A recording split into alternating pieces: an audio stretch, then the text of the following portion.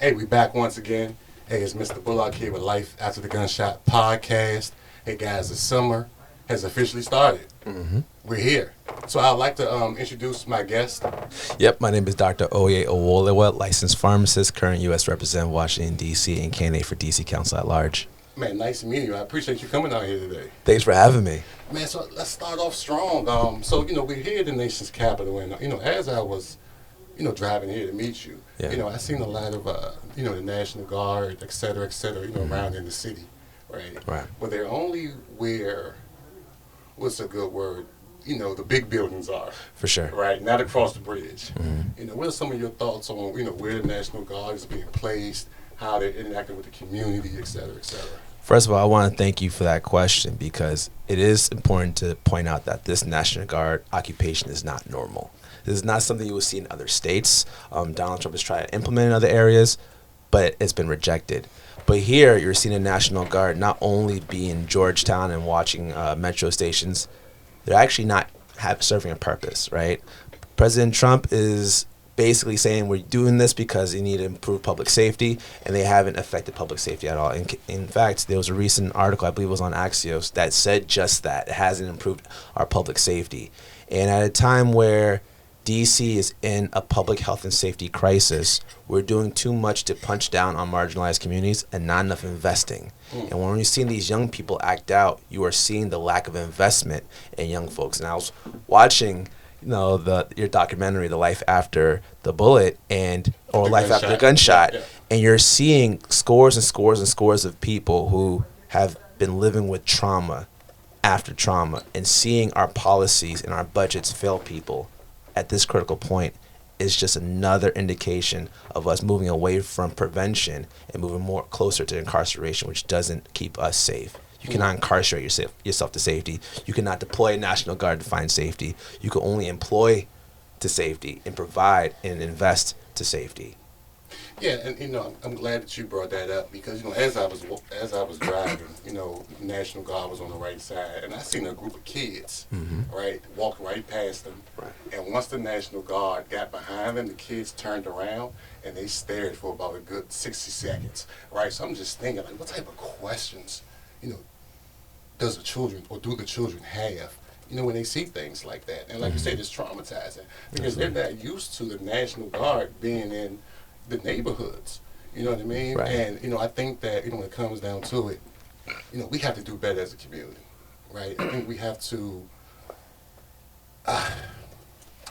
to just say what's right and wrong, for lack of words, you know what I mean? And Life After the Gunshot documentary was based around 10 black men that was violently injured all across D.C. and some parts of Maryland. And one of the things that I found interesting was they wore their emotions on their sleeve, right? But they didn't have many outlets to talk, right? And us as black men in America, and I'll definitely speak for myself, we hold in a lot, Yeah. right? So, my question to you is, how can we help our black men articulate their emotions? Absolutely. And I really appreciate that question. I'll get really personal here because I was born to parents from another country, Nigeria, and they moved here in the 1970s. And growing up, I never really felt that I could fit in. I don't speak my tribal language that my parents speak, so I'm not as Nigerian as they are. And then when I'm around my friends where I grew up in the States, they're like, you're not American enough. And I was bullied for a long time, and I didn't have a trusted place to show my emotions. My parents didn't believe in mental health. We're at now in the 1990s, and I was fighting a lot. I was violating a lot, and I was showing out in different ways because I didn't have a safe place to communicate.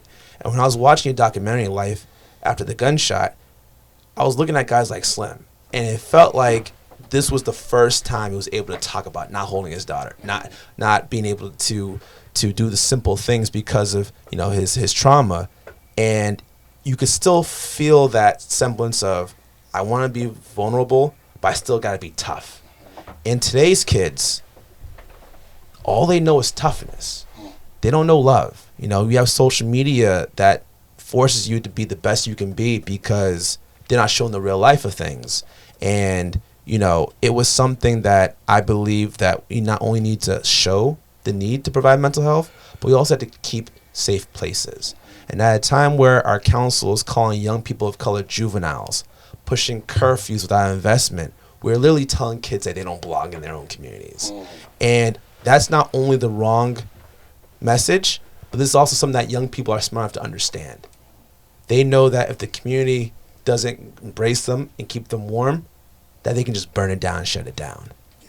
And that's what we're seeing right now. We're not seeing young men being in therapy, right? Young black men are committing suicide 4 times the rate of black women, even though they have the same amount of stress. So we're showing data that proves the opportunity to embrace mental health, have more male youth groups. I supported them. I've done a lot of them. I even participate in them.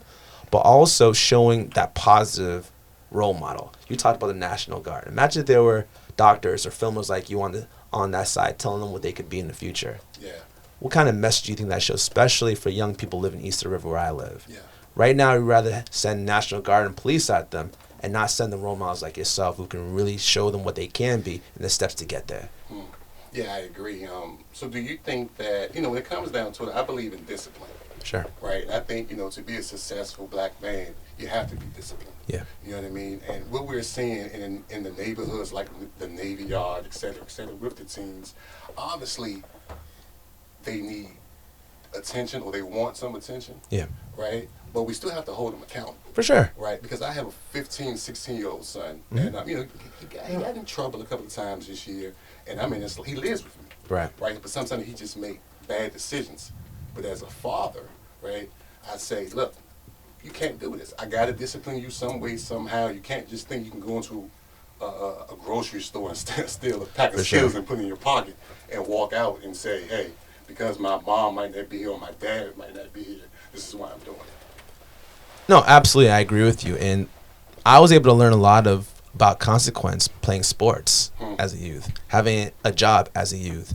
And, we talk about parenting, but we also need to talk about ways people learn outside the classroom, learn outside the home. And when you get a young person in sports or in taekwondo or in employment, they learn to be on a team. They learn how to depend on people. They learn how to be a leader. And I think those are the things that are missing. I talk to my neighbors, and they always talk about the glorious Marion Barry days. Regardless of his own personal issues, they remember getting their first job. They remember getting a home. They remembered having things intentionally made for them. And when you see how wealthy PG County is, that's a lot of black folks working for the government in D.C., and they're taking themselves out to Maryland. So that's a lot of D.C. money right there. So we had to get back to the basics and actually start providing for people. And when you give people more options, they can make better decisions.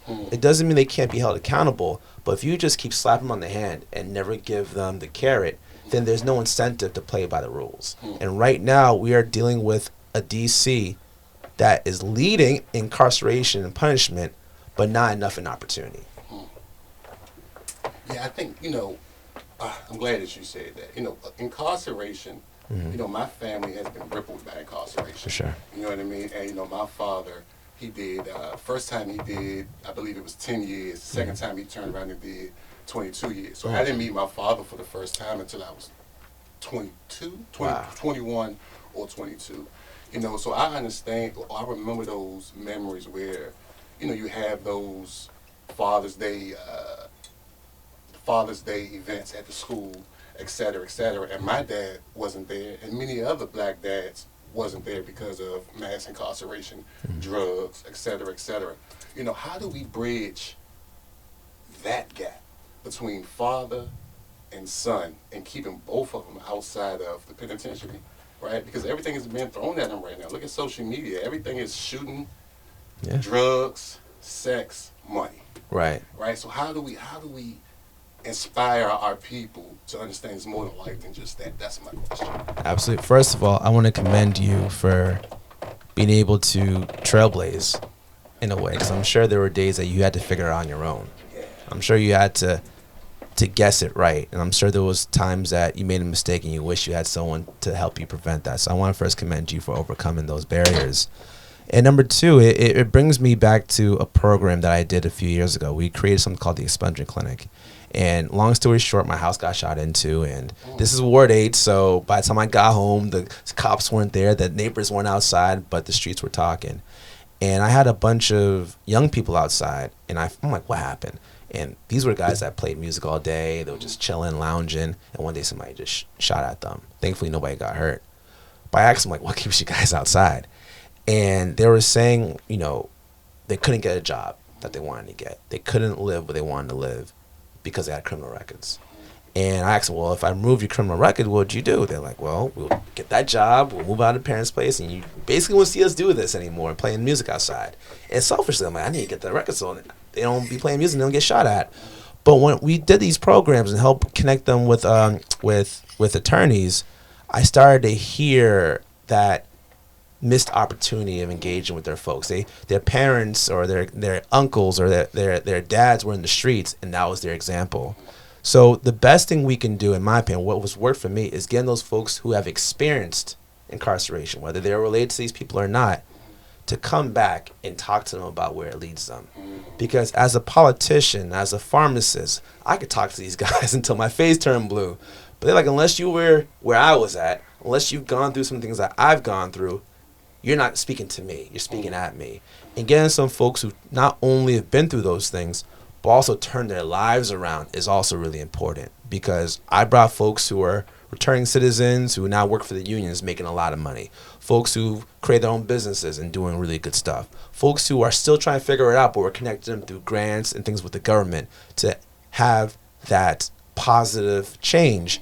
And one thing about these people, they hang out with each other. Most definitely. So when they create a business, who are they hiring? They're hiring the people I can't reach. Yeah. When they create an example, who's following them? The people I don't always see.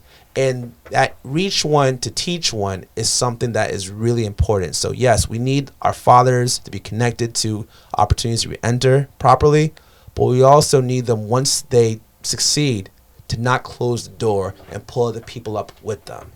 And as a future council member, knock on wood, I'm going to expect those that I have supported to go back and support others. Because right now in D.C., there's a lot of cronyism.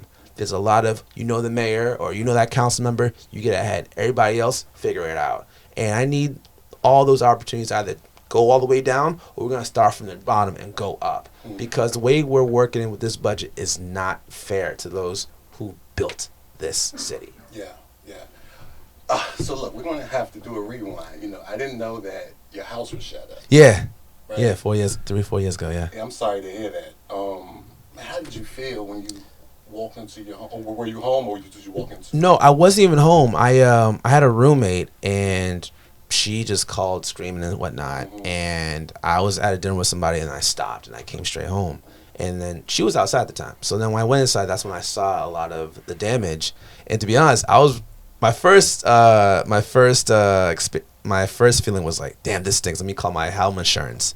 Next morning, like, we don't cover bullet wounds. I'm like, what? So I got that home insurance and changed it. But it was one of those things where it doesn't hit home until it hits your home type of thing. And when it happens like that, you realize that bullets don't have GPS, right? You know, it's not just someone aiming at the person. Everyone around is impacted by this. And like I said, I turned that negative situation into a positive because since then we've had regular expungement clinics where we connected hundreds of people. I mean, when I first put this together, I was hoping to get 10 people. It hit the news, 200 people showed up. Or 200 people signed up and about 100 people showed up. And I reached out to my council members and some other council members like, you want to work together on this? And they're like, nah, we don't want to work together on this. And the reason why was because the council member told me that DC laws are so stringent on record sealing, which is our version of expungements, that will let people down and they will be upset. My perspective is, in order to change the law, you gotta know the law. So we brought these brothers and sisters to this place and we talked to them about the restrictions and how tight the law is, and half of them got up and walked out. They were upset. The other half stayed. And I'm like, if you're upset about this, I hear you. I can't do much more for you. But this is what you guys can do. You can reach out to council members. You can reach out to the mayor. You can reach out to justice-impacted organizations and change the law 3 years later, they changed the law. Now it creates more opportunities for people to get their records sealed.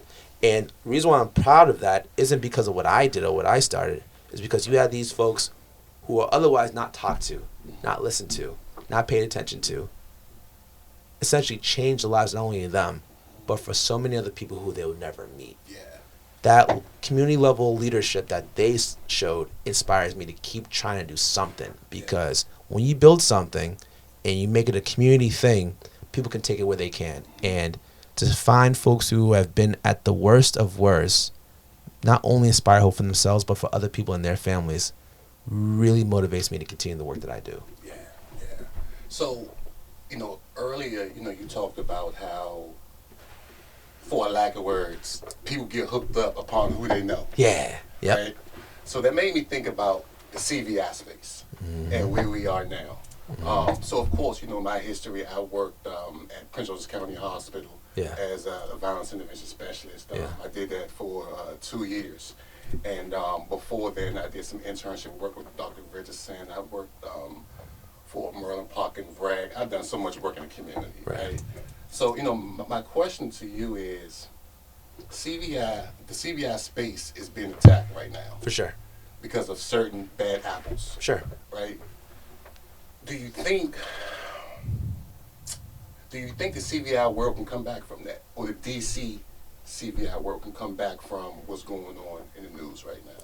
Absolutely. I believe things are only as good as people are and as much as oversight we have. So I do believe that council needs to not only provide more oversight, but they honestly have to treat CVI, violence interrupters, and all other organizations as partners. Not just throw money at these problems and walk away for a year.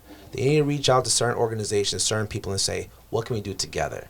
Because when you're in partnership, you're less likely to fail. If you just throw money at things like the DC government does, then you come back a year later and then you say, what happened wrong? Or if something bad happens, or in terms of people are being incarcerated, then you're saying, let's cut the entire system.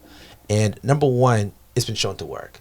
Number two, a lot of CVI programs hire the direct people in those communities. So if you pull away funding and employment and opportunity to provide purpose, then you're actually creating a bigger power vacuum than to begin with. And one thing that this council doesn't always do, they don't always allow things to work, right? They fund it, a couple of years later, they take it away. There's not a lot of courage to fund something to see if it bears fruit 8 years from now.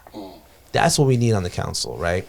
And as a healthcare worker, you learn to treat the body, not the symptom. And a lot of times when it comes to violence, people don't realize there's so many variables that impact violence. It's an end product of a lack of investment.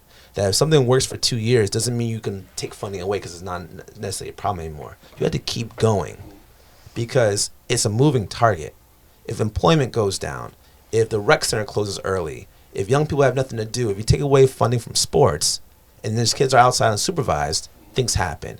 And the importance of violence interrupters isn't just to prevent violence from happening. It's also about preventing bad situations from escalating. So if there's a fist fight, you want to stop that before it becomes a knife fight. You want to stop that before it becomes a gunfight. You want to stop that kid from getting jumped, because if that kid gets jumped, he's going to come back with something different. Like, these are the things that are important. And I think that we can also expand the CVI programs to also be more intentional on including young women. Because I'll speak for myself. You spoke for yourself before. I'll speak for myself this time. I act differently when there's a woman around. If a guy disrespects me, me and him, I could talk about it. If there's a young lady there, someone disrespects, now it might be a little bit different, and vice versa. So I think we also, not to blame women for anything, but we also have to find opportunities to talk to young women about de-escalations, things about what to look out for, things to stay away from, as well as we're talking to young men, because a lot of violence are surrounded by them, maybe impacted by them being there, or even fighting over somebody. And I think that just focusing on the male perspective of violence leaves us a lot of opportunities that slip through the window. So I know there's a lot of women in the space. I know there's some organizations that's trying to get more involved with young women, but I do want to see a plan on how to address that, because, this is real. This is real. Yeah. And we're not trying to blame people. We're trying to solve problems. We're trying to prevent worse things from happening. And we all know that once somebody gets involved with the justice system, their quality of life goes down. Their prospects goes down. And when somebody goes to prison, especially in D.C., because they get shipped all around the country, their family goes through it. Their church goes through it. Their kids go through it. And when they get released, it's a whole new world, especially if they've done more than 5-10 years. It's a whole new world. And they're not given the right tools to be able to acclimate, whether it's a job, whether it's education, whether there's a real opportunity to find housing. And all that stuff matters because when they come home, they're not, like you said, you met your dad when he was 22. Just because he didn't see you for 22 years doesn't mean he's still not your dad. So you have to figure out how to be your dad again. And find that emotional support, that mental support, and even opportunities to get real employment without being discriminated against allows people to have their best chance. Yeah, for sure.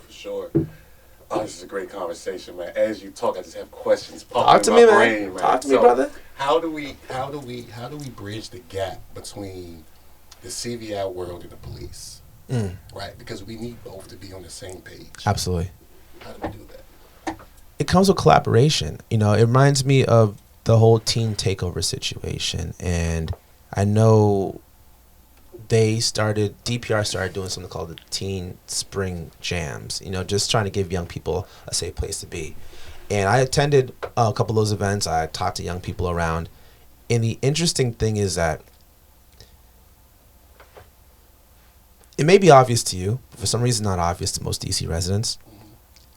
The officers may try to de-escalate and do the right thing, but their presence sometimes escalates the matter. Because when these young people were having a great time at this event, maybe like 800 to 1,000 of them, and they were let out, the first thing they saw were a bunch of white shirts and a bunch of officers. So these are young kids, a lot of them of color are like, oh, I ain't trying to be. And once one kid starts running, they all start running. Yeah. So, because no one wants to be the last kid left behind by the police, even though the police were trying to do the right thing. What I saw that was really good when they did the second time versus the first time, DPR-wise and beyond, was including violence interrupters and some adults. Because young people can see an adult, plainclothes or wearing a shirt for CVI, and be like, okay, what's going on here, and not be so panicked. So I do believe that there was like a tiered system of like chaos, right? If it's like 1 through 5, and an adult can say like, I got this, these kids aren't bad, these kids are just trying to figure out where to go, one thing. But if it gets too crazy, then obviously an officer can come in. But that kind of collaboration and intentionality and planning, I think, creates a safer situation. Because I understand people in Navy Yard, they don't want to see kids running around at midnight. I don't either. But this curfew is not working, right? It's not working. No. And it's problematic because we know what happens when young kids of color who are 14 years old but look like they're 19 years old get treated by officers. And at the end of the day, the curfew does not send kids home. They send kids away from certain areas. So if you push them out of if you push them out of Navy Yard, then they ended up on the wharf for Greenleaf and beyond. And you keep pushing them, then it's more of a chaos.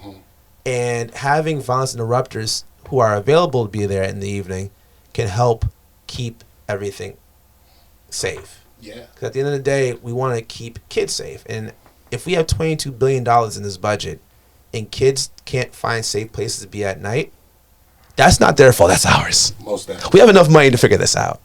And I think that, rather than blame young people for being young people, we got to find ways to keep young people safe, the rest of the community safe, keep them energized, but most importantly, develop them to become quality adults. Because in 4 or 5 years, they're going to be 19 years old, hopefully going to college or working, being honest taxpayers. Like, we want them to develop. And 6 years ago, they were probably in elementary school, missing 2 years because of the pandemic. And we haven't filled up that time to get them ready.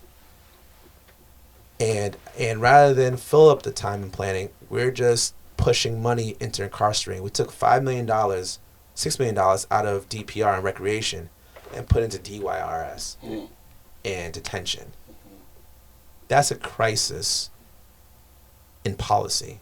That is us walking away from that's us giving up on young people. That's us saying we'd rather arrest you and keep you detained rather than pipeline you to college. And I don't agree with that. Yeah. So What do you think about, I mean, of course it's been all over the media, all over the Washington Post, et cetera, Yeah. but what do you think about MPD allegedly knocking down the numbers? Yeah, it's a crazy situation. I mean, you know, I'm a scientist. I deal with data. I don't deal with polling numbers. I don't deal with what the news says. I look at data and I use that to justify the policies I want to push forward. So when there is a scandal of officers falsifying and downgrading crimes or statistics, it undermines all the decisions we're trying to make. So the very first thing we need to do is you get to the bottom of it, right? We need to find out not only did manipulation happen, did they juke the books, and if they did, what is the real data? What's the real data? Mm-hmm.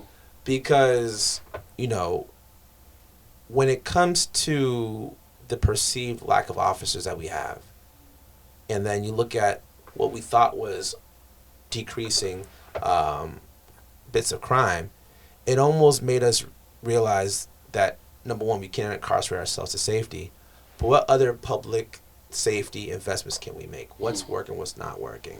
And when you find out that officers may have been allegedly falsifying data, some of them are already retiring early, being fired, it calls into question everything. And I know this is political season and all these people are trying to, you know, show who's good on public safety or not, but it also undermines our faith in officers. You know, you have certain communities, even white people in D.C. are like, what's going on with the police? Working with ICE, all these things. Like, when you got white folks in D.C. questioning MPD, when I call people and they ask me, what's up, what's going on? And I know they live in Foxhall and in Georgetown. Yes, sir. Yes, I'm sir. like, wait a minute. This is not just me and you conversations now. Sir. So just as we need more oversight on the CVI programs, we need to bring the police down and say, hey, come here and talk about what's happening, because we got to get now more involved too. And I think it's important not only for our communities east of the river, but all around, make sure there's actual faith in what's going on. Because if we don't have the right data, then we can't have the right solutions. Yeah, most definitely. And, you know, I like that you say east of the river a lot. You know what I mean? Because that's, you know, of course that's where I'm from. Yeah. But it's changing. Mm-hmm. Right? You know, a lot of the black community are being pushed out to PG. Yeah. Baltimore or whatever neighboring, you know, city that's next to, you know, DC. What needs to be done to slow it down? What needs to be done? So there's two parts to this, right? We could try to make housing more affordable. You know, one thing that I lament is that a lot of private equity firms are buying up the block and flipping it, and is making homeownership less attainable, right? So even if somebody does have the money to stay there, they're seeing a huge big yard in Bowie. You know, they're seeing something in Hyattsville, and they're saying, why deal with this little plot of land that's getting more and more expensive? Let me just pay half and go that way. So we're losing a lot of that. And number two, there is a wage crisis. You know, we're not paying enough. There are not enough jobs in D.C. And one thing we're working on is bringing more international development careers or federal level careers to the district, because if someone doesn't have an income, it doesn't matter how cheap we make utilities. Don't matter how cheap we make housing. And when we have ERAP being slashed, people waiting for years to get vouchers, you're pushing people out by negligent leadership and policy violence. So, you know, I live in Southeast DC. I live in Congress Heights. And my goal is to keep my longtime neighbors there, because they built the community that I now live and enjoy in. And as I mentioned maybe before, they gave me a pass at a time that I didn't deserve one. I was an ANC commissioner that won this race by one vote. And there were plenty of people that said, don't trust that guy. But there were many people that was like, all right, let's see what he can do. So they dragged me around Congress Park. They dragged me around Parklands area. They dragged me around everywhere. And at first, people were like, we don't trust you. And I'm like, I ain't going nowhere. So after a while, they're like, all right, he be around. But, like, those are the people, the Cheryl Moores and stuff that, like, said, you know what, Oye, I trust you. Don't mess this up. And now I'm in public service. My job is to keep Cheryl Moore and Antonio Martin. Like, I need to keep them in D.C. I need to make sure they're straight, because for every one of them, there's hundreds of people I haven't met, but going through the same thing. But they can reach those people, almost like the returning citizens. If I teach them how to get it, then now you can teach other people how to get it. Whether it's getting a grant for your business, whether it's getting a new job, whether it's getting your grandchild into a science career, becoming a pharmacist, you can now take care of things financially that maybe the government falls short on. Yeah. Those things all matter. You have to develop the neighbor while you develop the neighborhood. Yeah. DC develops the neighborhood and tells the neighbor, figure it out yourself. And that's not fair. It's real. That's real. That's real. And you're sitting here and we're talking about, black businesses and, the Navy Yard, Yeah. et cetera, et cetera. So I have an office in the Navy Yard. Yeah. And my office is literally right across the street from the park. Mm. And so, I sent a couple of emails to a couple of people in the council saying, hey, I'm Jay Bullock, et cetera, et cetera, et cetera. I have a background in violence prevention, right? And this problem is going on right in front of my office. No response. Yeah. I've sent 3 emails, no response. Yeah. Right? So we have the tools, but how do we bridge that, like you said, between myself and grants, funding, right? And, for lack of words, the white shirts. Yeah, being in ANC 7 years ago and still being in office is really weird because when I first became an ANC commissioner, I wanted like speed bumps and stuff. At first, you needed to get your ANC to approve of it, right? I was like, all right, cool, let's do it. Then they're like, you need to get a petition from all your neighbors. All right, cool, I'll do that too. Now, in 2026, in order to get something done, you need to just know someone in a high place. Yeah. And that's not fair for the vast majority of D.C. residents. It is a privilege to be able to go to a City Hall, Wilson Building, and testify. It is a privilege to be able to take time off and go to a council member's office hours. And right now, we're seeing 95% of D.C. not being represented because they don't have access.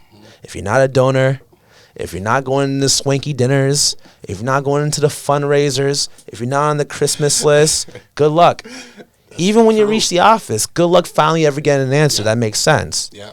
And that's part of the reason why we're running for council at large, because even if I don't have the answer, you should at least hear that I don't have the answer. And it should come from me. Yeah. And you should hear my plan of finding the answer. Either find the right person, because I can't do everything, but I can respond. Yeah. Yeah. And that's actually one of the reasons why, I asked you to come on to the podcast. Yeah. Because, I see all the different candidates, right? Some candidates been in the White House, some candidates, et cetera, et cetera, sure. et cetera, right?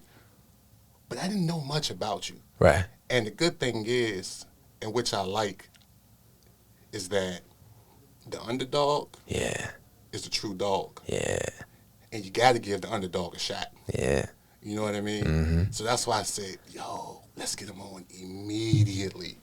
You know what I mean? Yeah. Because it's time for fresh faces. The definition of insanity is doing the same thing, expecting a different result. For sure. Right? Yeah. And in your case, he who says he can and he who says he can't are both usually right. Exactly. You know what I mean? So I say that to say, if you, in 5 words, how would you describe yourself to the community for the people that don't know you? In 5 words. Building the district you deserve. Building the district you deserve. Yeah. Building. That was the first. Yeah. Building. Yeah. And I didn't say I'm building. Yeah. I'm saying we building. We. Yeah. Yeah. Because, Will Smith said it the best. Right? They didn't build the wall of China overnight. They focused on laying each brick as perfectly as a brick can be laid, and eventually they had their wall. You know what I mean? Yeah. But my thing is we can't keep having the same brick layers because the wall keep falling. And we don't even have the right ingredients for the brick. The brick be dissolving on its own. Yeah. And, our children are losing their lives. Yeah. At an all-time high, they're losing their lives. And I'm tired of turning on the news and seeing a 7-year-old girl shot, Yeah. dead. A 9-year-old boy shot, dead. You know what I mean? Something has to change.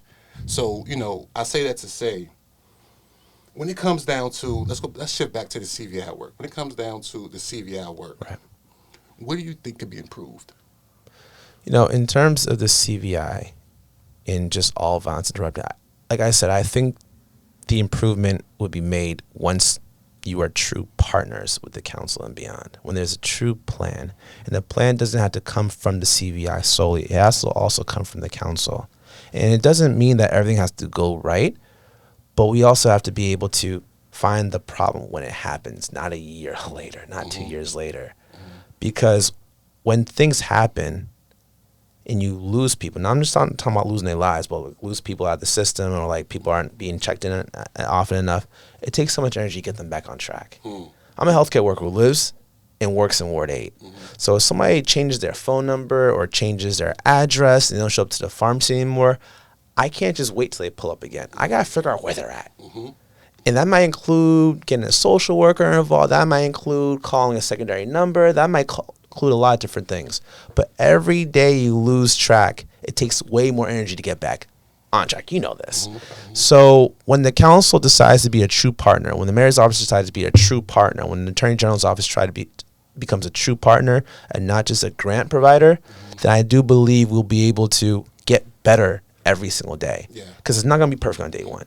But as you continue to get better and better and better and quality improve, then maybe in half a year, maybe a year, maybe 2 years, you will start to see that outcomes that you want. But you will also be able to build more partnerships.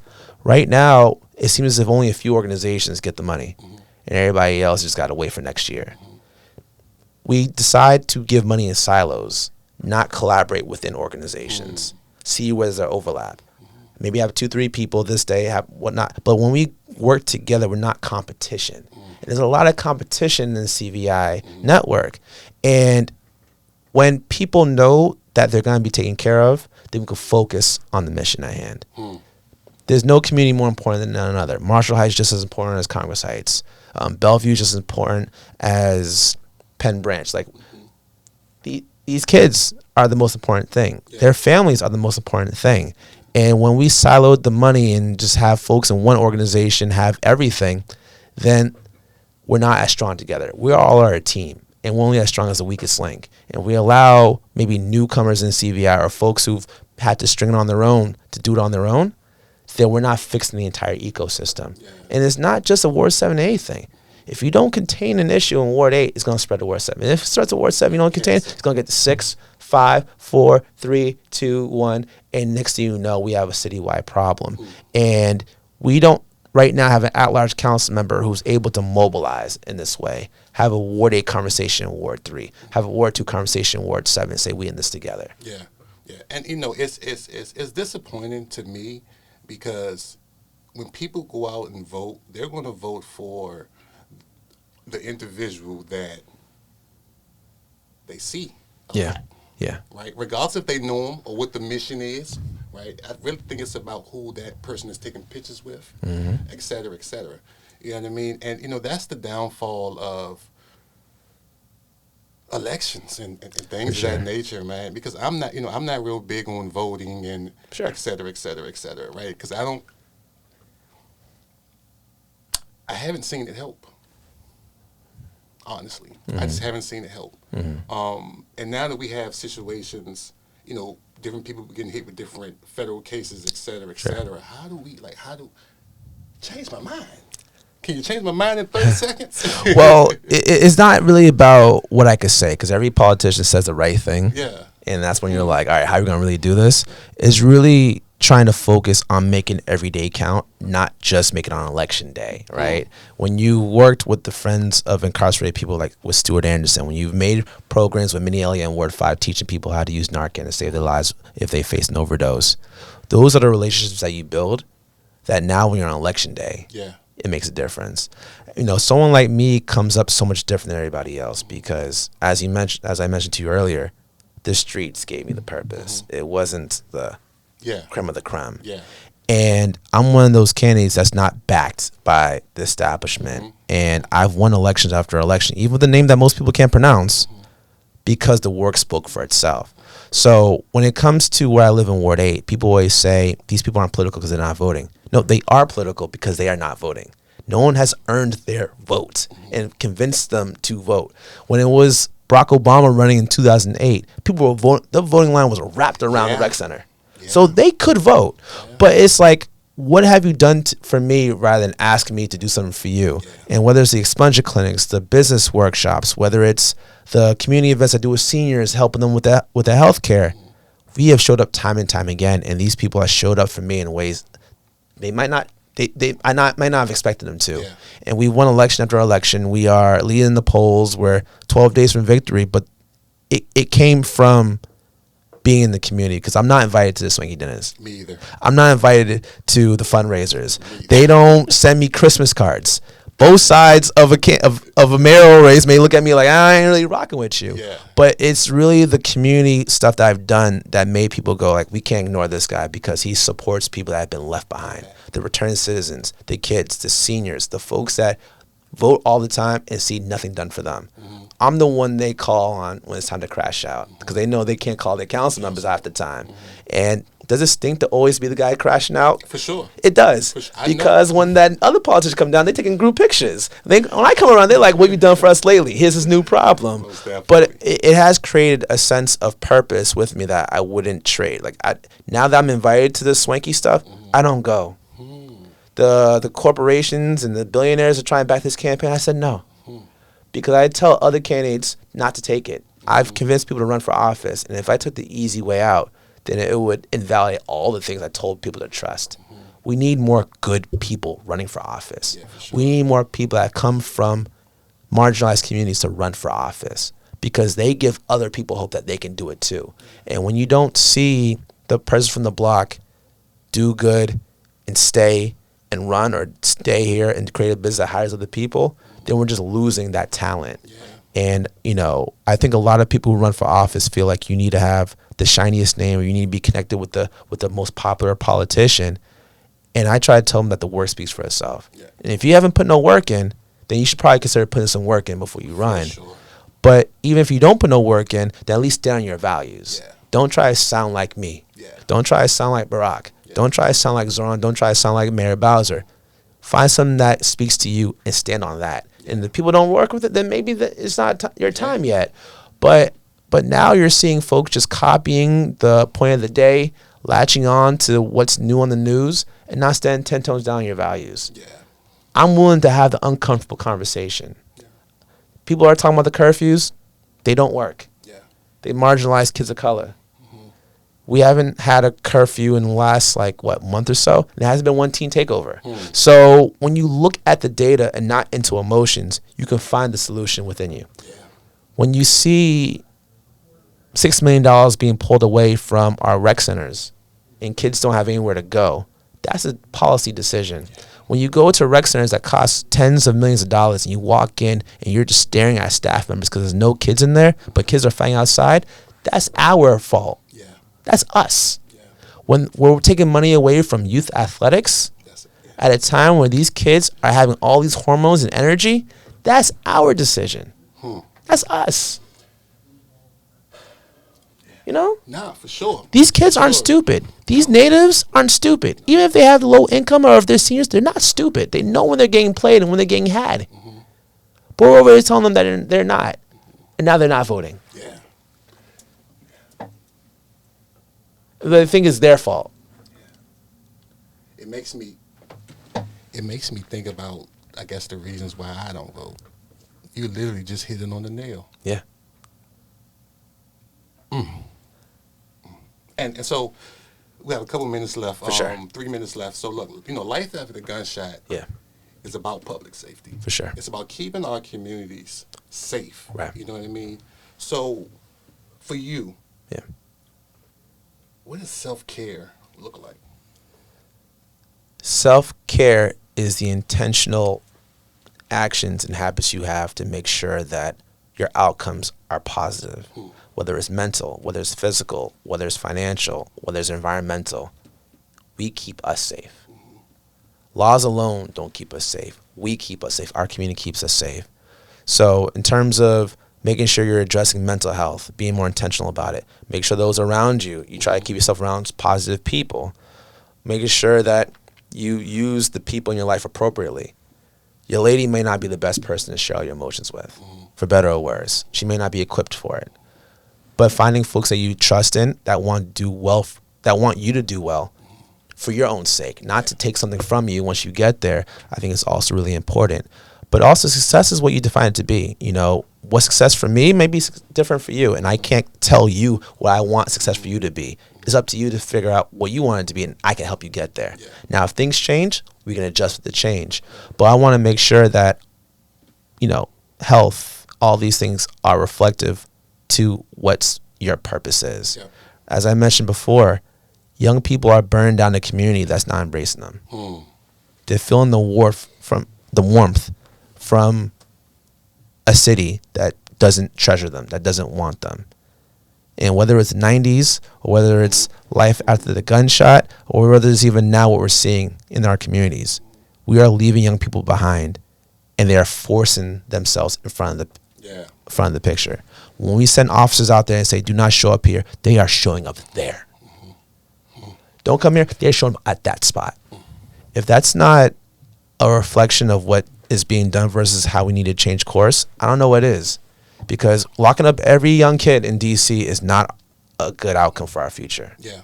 Putting them in juvenile detention and seeing what happens to them in a year or two is not good for our future. Yeah, yeah. It's just not. Yeah. And see, you know, that's why, you know, for this specific show, yeah, I wanted to tune in on public safety. Yeah. You know what I mean? Mm-hmm. Because, you know, it's real. It's real. People are dying. People are dying every single day. So I say that to say we got a minute left. Yeah. Right? On our Instagram, we have maybe like 29,000 followers. Yeah. Right? Yeah. What do you have to say to them? For the 29 followers, you know, stay locked in, stay positive, stay hopeful, and invest in the things and the people that want to invest back into you. You know, this campaign has been a whirlwind. You know, we've been ups and downs, but we are leading because of people like you guys, people who care. Leadership doesn't come on the ballot. Leadership comes from the community, and I see you all as leaders. Whether you're retweeting this interview, following, you know, this platform, it shows that people actually care about positive change. And I actually appreciate you, brother, because you put in that work. Yeah. Like, you are putting in that work, whether it's one watcher, whether it's you by yourself. And one more thing I want to tell people is that someone's always watching, you know, for better or worse. Whether they support you, whether they hating, somebody's watching. So keep grinding, keep improving, because somebody out there is taking notes. And I think it's really important for folks to know that, because when you realize that someone's watching, it gives you the onus to be the best you can be. Yeah. So you can show others what they can do. Yeah. So give them your information. Where can they find you? I believe it's voting start. Yes. So Rep Oye DC is my social media. The 5th on the ballot. I'm running for the Democratic nomination of the at-large council. We're number 5 on the ballot. We're using ranked choice voting, so please rank me number 1. And tell your friends to rank me number 1, because we have 30 organizational endorsements which lead the field combined, but people vote for their friends vote for. Because at the end of the day, someone's going to be like, all right, all these names, who I got? So please consider voting for me and telling a few of your friends to do so as well. Yeah, and we're going to close out, guys. Look, Life After Gunshot. You guys always ask us, you know, who do we want to vote for? Who, you know, do we see leading us in the future? So these 29K followers that we have, we just gave you the answer. We literally just gave you the answer. Right? So you guys make sure and you go support this brother immediately, right? Make sure you come out next week to vote, right? And let's really make change. You know, like I said before, he who says he can and he who says he can't are both usually right. Right? So let's be blessed. Let's continue to chase success. But the number one thing, you are responsible for healing. You are responsible for healing. But look, I'm not going to wrap you guys up too much. I appreciate you coming out. Appreciate you, brother. We'll see y'all soon. Life After Gunshot podcast. We out.